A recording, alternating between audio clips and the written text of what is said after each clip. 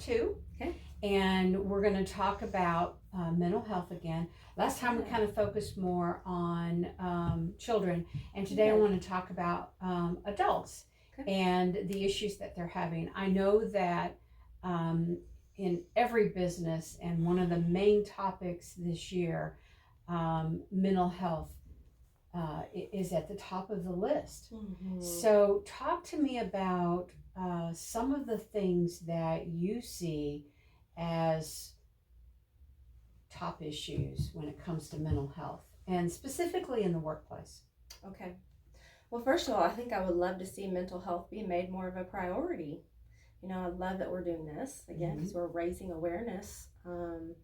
At the root of it, our well-being matters. And if we are not doing well, if we're not coping well, then we bring all that stress into our daily life and our daily interactions and relationships. So in the workplace, I think right now, it's obviously been very hard for everyone, I think, to some capacity to cope, because the stresses have been more than we've seen in decades for all the environmental factors and things that we've been exposed to. The pandemic, yes, that's the big elephant in the room. We're kind of tapering down from that. Life is starting to get a little bit normal, thank goodness. But the landscape has changed in workplaces. It's so strange. Yeah, and what I'm seeing lately is people that have been working from home are going back into the office more again. But now what's up with these gas prices? Gas prices are up, so now people they're feeling that financial strain again. So now we have financial stress, which ebbs and flows. But the cost of everything is going up. It's not just gas. Yeah. Oh my goodness. Yeah. Labor, even things like for fun, like building a pool. I'm hearing, people are feeling an exorbitant amount of extra stress trying to add something for their family, but that's been weighing in. Some other contributing factors, long hours, long commutes. We're in DFW. Anybody that goes into work is sitting in the car for a long time, and it's dangerous out there. Let's be honest. It's like you're in a circus or something when you're trying to get home with all the traffic and chaos out there. So there are a lot of contributing factors, to our stress. Those are day-to-day stresses. Do you think that the stress is the main culprit, or are there other issues that contribute to? And what are we talking about? Are we talking about depression? Are we talking about anxiety? What are some of the things, the top, I guess, issues? Anxiety, okay. I think would be number one. I think most people brush it off that they don't have anxiety. Or it's the label of, if I say I have anxiety, there's something wrong with that. Right. The truth is, this is the spill I love to give, is that as human beings, we are all wired to have some level of anxiety. Think back to cavemen days. The way they got things done and the way they protected themselves was to plan ahead and be on guard for danger, be on guard from a big bear coming to eat them, or a wolf, and so having a little anxiety keeps us safe. If we didn't have a little anxiety, we wouldn't do things like put gas in our car, manage or budget our money, right. Overdraft our account. Little anxiety is helpful. So we're all wired for anxiety. So I think that's where the label is a little bit skewed, or the stereotype. If I have anxiety, I'm bad. There are two things wrong with that. One, we all have some anxiety. That's normal. That's what we do with that. And then the other is, now you're saying I have anxiety and it's bad. Now you've shamed yourself, which creates more stress on top of that. It's a layering effect there. Okay. Any kind of shame message on ourselves, or attaching a I am bad kind of label or message feeds into our stress. We respond to that. Every cell in our body. So what's the effect of that? So if you suffer from anxiety or depression, and it's left untreated, what are some of the outcomes for something like that? Oh, sadness, just that walking around with a dark cloud. Even you may be able to put on a face out in the forefront and with other people, but when you're at home, not functioning well, not getting out of bed. Or what I see the most, to be honest, is that constant feeling of exhaustion. Yeah. Just walking around drained. Yeah. Energy zapped, emotionally and physically I feel drained. that way. Yes. Okay. Oh, Right? yeah. And it can get out of hand real quick. Yeah. Right? Because like I mentioned earlier, yes, there are all these things in our environment that are tremendously stressful. Are we going to change that? Are we going to change our environment? Most of the time, no. No, it's out of your control. Exactly. Yeah. And that is actually kind of practicing that mindset. One thing to notice, to manage our stress, to manage our own mental wellness. Is this in my control? Right. And if it's not, okay, then what can I do about it? Can you problem solve? Is there a way that you could problem solve some strategies that might improve things in your routine, possibly? Maybe lifestyle choices. Drinking all your water, that's in your control. Exercising, going for a walk, getting your steps in, that's in your control. Those are things you can control in your environment versus I'm a prisoner or I'm defeated. I have no options here. Because when we start thinking that, we feel that way. Right. We feel trapped and we feel overwhelmed. What can companies do to help employees? I know that seems to be an added benefit that a lot of companies are exploring, is how can they contribute to the mental health of their employees? Okay. Ooh, work culture. Well, Okay. work culture does matter. I think creating a culture that is friendly, that is caring, and supportive. You know, that if you have a problem or you're struggling, that you won't be ostracized, you won't be criticized for saying you're struggling. You know, that you can go to your boss, your supervisor, your manager, and then they have something that they can do to support you. Maybe they validate that, yes, this is hard, give some, problem solving strategies. And then also, what can you do outside of work hours and at home to care for yourself? Do employers offer some time off? Can you take a couple hours of leave here and there to run and go to your therapy appointment, for instance, or go get an adjustment at the chiropractors? Or can you go get a massage? Can you just go take a walk during your lunch break? And I think employers maybe broadening their perspective too, and what a work day looks like, that would be amazing. That you can go take a noon lunch walk, and that's okay if you leave the property. I don't know, coming up with some ideas, brainstorming right now. Right. But I think we do as society and communities, we need to broaden our perspective here. How can we better support one another? How can we better support our families? Is it indicative of a larger society problem? I think it's all of the above. I think it's a larger society, and I think it comes down more micro level to each individual company or corporation. Let's say like franchises that have, they're so big, they've lost touch with their employees, and then down to the individual level of what are we doing to cope and how are we regulating ourselves? How are we juggling all the things? And then that's where therapy comes in. Like in the therapy, in my scope, we get really micro level there, one-on-one. Let's get into your internal world. Let's see what you're doing, what is in your control. The way we were raised, it matters. We are profoundly impacted by our childhood. Think about that for a minute.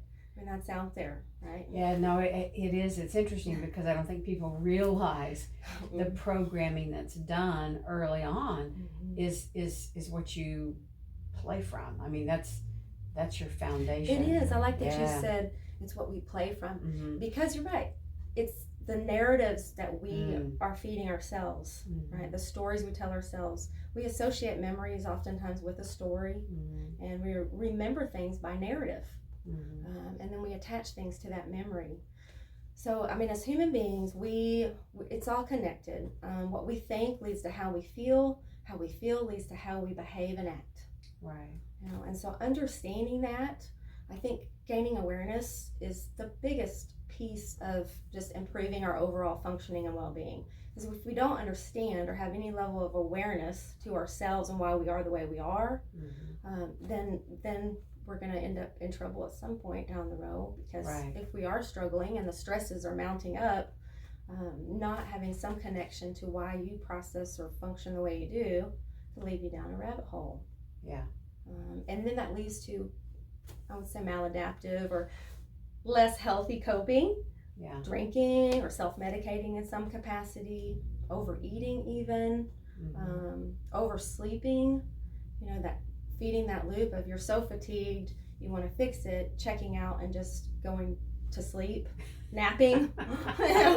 I'm tired. And I mean, now granted, sleeping is also a healthy way to cope too, right? We need enough sleep, but there is a line there. Yeah. If you're oversleeping, you're coping, you're using sleep to cope. It's an escape. To escape. Yeah. Exactly. Right. Then that works against us. It's counterproductive in that capacity. I mean, I would love to see us as human beings have more compassion, but more compassion for ourselves. I hear the message about empathy. It's coming up more. What is empathy? Well, empathy, it's like sympathy, but it's different. If we're empathizing with someone else, we're relating to them in a way as if we could almost experience it, or like we've been through, walked in their shoes.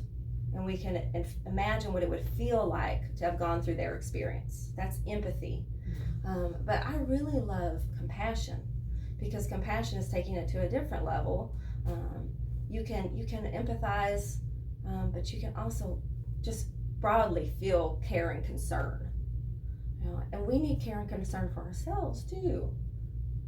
I know a lot of folks that are critical, a lot of shame-based messages, dialogue going on within themselves.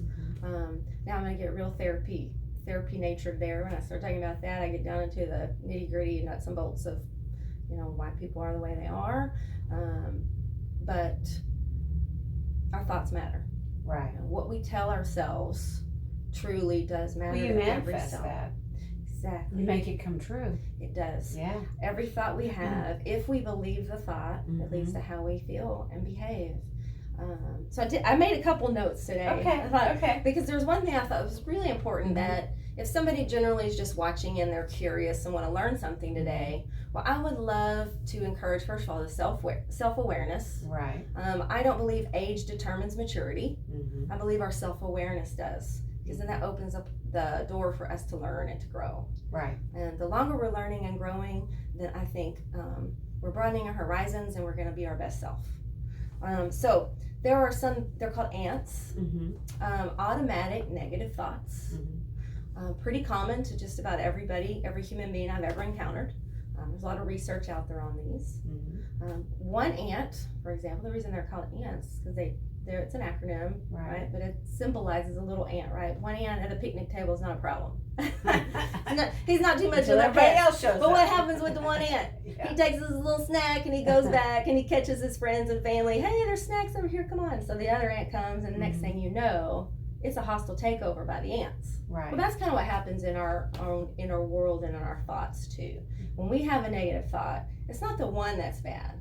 It's if we start to believe that one, then here comes another one, and here comes another, and then it becomes a pattern of the way that we think. Okay? And there are some common ants that are common to most all of us. I want to just highlight a few of those. Okay. All or nothing thinking. It's either all or it's nothing. It's all good or it's all bad. There's no room for gray in there. Then we get ourselves in trouble when we fall into that category. If you notice that you're having thoughts like that, because generally in reality, it's not usually all one way.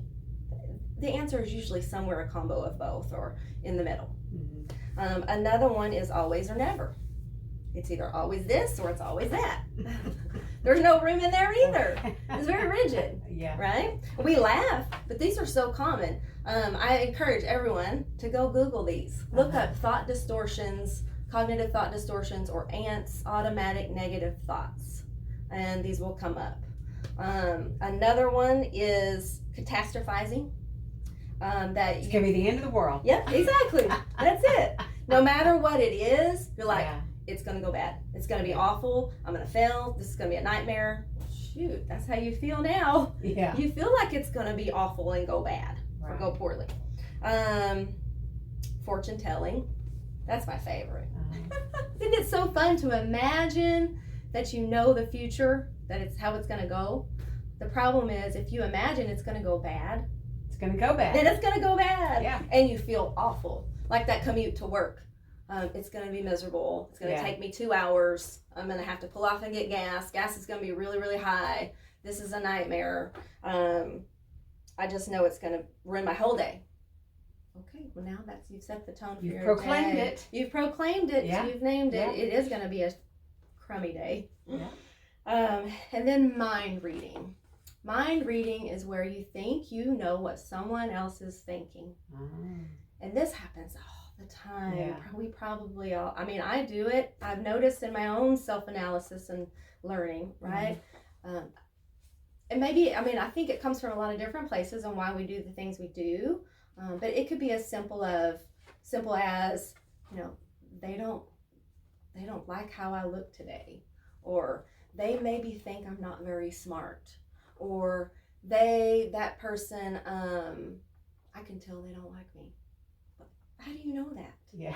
You know, maybe they slept on the right side of the bed. Yeah. Maybe it's usually not even about you. Yeah, and that's kind of narcissistic thinking. Exactly, that it is about ourselves, Yeah. right? Yeah. 85% of the time, it's not about us. Right.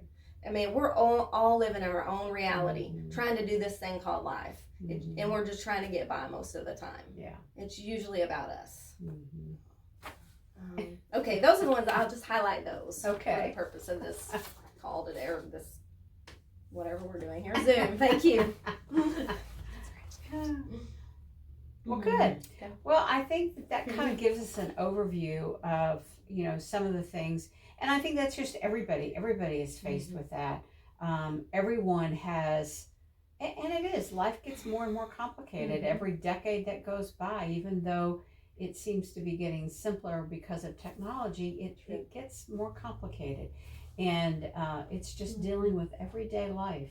So there are things that people can do. There are things that companies can do. And that's the positive. It is. So definitely that. Yeah. You're never trapped.